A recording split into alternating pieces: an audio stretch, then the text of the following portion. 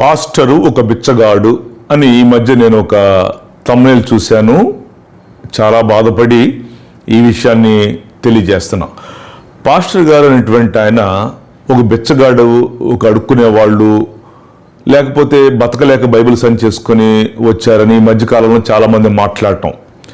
అది ఏది హైందవస్తులు వాళ్ళకి మనస్సు మదించిపోయి మాట్లాడటం వేరు, మన క్రైస్తవుల్లో కూడా కొంతమంది ఇట్లా మాట్లాడటం చాలా విచారకరం. ఈ విషయాలు ఇప్పుడు చూడబోతున్నాం. దైవజనుడు అంటే దేవుడి చేత పిలువబడ్డవాడు.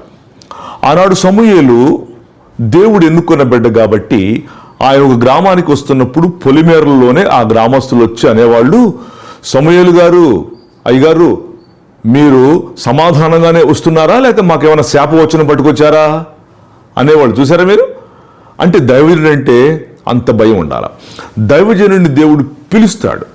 పిలిస్తే వచ్చినటువంటి వాళ్ళందరూ కూడాను ఒకవేళ జాబులు మానుకొని ఇవన్నీ వదిలిపెట్టేసేసి దేవుని పని చేయాలని, ఆయన సర్వోన్నతుని పని చేయాలని మీరు ఇచ్చే 100 రూపాయలు అడుక్కొని బతికే దాని కొరకు పాస్టర్ గారు రావడు.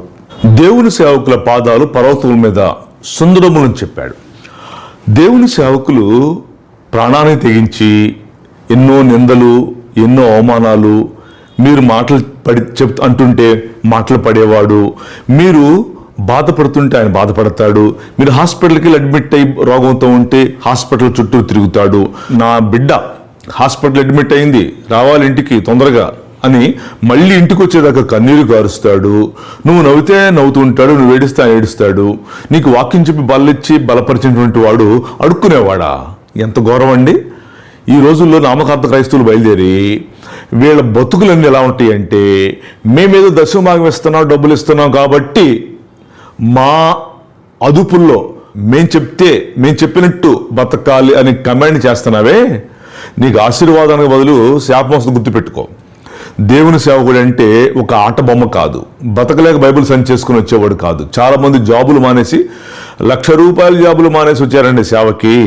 నువ్వు జాబు చేస్తావు, నువ్వు మానేసి సేవకి రావటం నీ బతుకులో నీ వల్ల కాదు.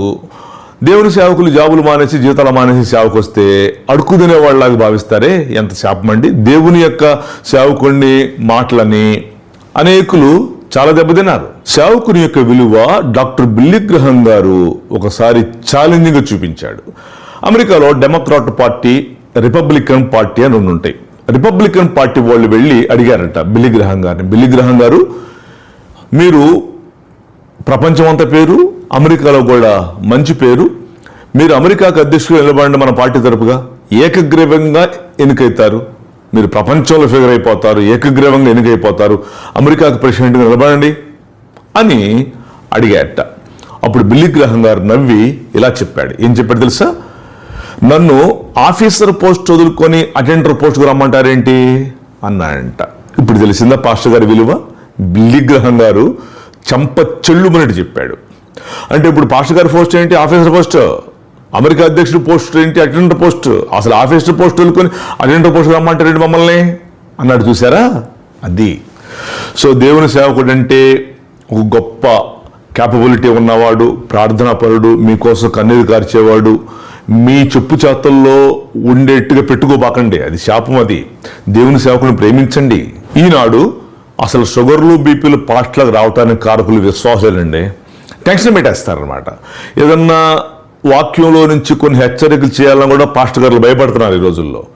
ఏదన్నా వాక్యం నుంచి చెప్పామా, ఇదిగో నా గురించి చెప్పాడు, నేను చర్చి మానేస్తా. ఏమండి, మీ ఇంట్లో మీ నాన్న కొడుకులు బాంధవ్యంలో ఏదైనా ఒక మాట అంటే కొడుకులు వెళ్ళిపోతారండి వదిలిపెట్టేసేసి. ఇంకేమైనా ఉంటే కూర్చోబెట్టుకొని మాట్లాడుకోవాలి, కానీ కొడుకు తండ్రిని వదిలిపెట్టేసి వెళ్ళిపోతే శాపమైపోతారు. అట్లాగే మిమ్మల్ని బట్టి ఒకవేళ మీ పేరే పెట్టి మిమ్మల్ని సూటిగా అంటే అది తప్పు, కానీ వాక్యానుసారమని వివరణిస్తుంటే అది నాకే తగిలింది అంటే నీకు తగిలిందంటే అర్థం ఏంటి? అసలు ఆ బలహీనత నీలో ఉందన్నమాట, నువ్వు సరి చేసుకోవాలా. తప్పట్లా పాస్టర్ భయపెట్టేస్తారన్నమాట. మేము వెళ్ళిపోతాం, మేము వేరే సంఘానికి వెళ్ళిపోతాం. ఈ మధ్య పెట్టారు కదా చాలామంది తెరల ప్రార్థనలు, షోయింగ్లు, హీరోయిజములు, కటింగ్లు, కలరింగ్లు, ఇవన్నీ పెట్టి అట్రాక్ట్ అవుతున్నారు. శపించబడిపోతావు, గుర్తుపెట్టుకో. నేను ఒక మాట చెప్పమంటారా? నువ్వు ఏ సంఘంలో రక్షించబడ్డావో, నువ్వు చచ్చిపోయినప్పుడు నీ శవం యొక్క పెట్టె కూడా అదే సంఘంలోంచి బయటికి వెళ్ళాలి.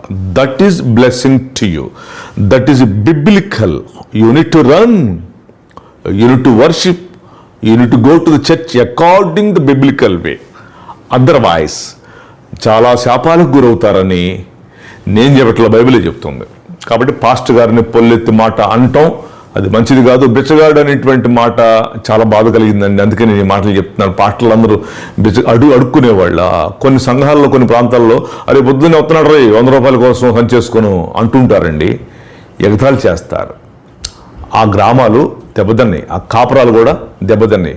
పాస్టర్ గారిని పొల్లెత్తి మాట అంటే ఒక మెతుకు కూడా దొరకని సందర్భాలు పొందుకున్న వాళ్ళు నేను ఎరుగుదును. చాలామంది తెలుసు నాకు. నేనేం భయపెడతలేదు. పాస్టర్ గారిని గౌరవించండి, ప్రేమించండి. That is blessing. The blessings will coming upon your home and head. May God bless abundantly. ప్రభు ఈ మాటలు దీవించునుగాక.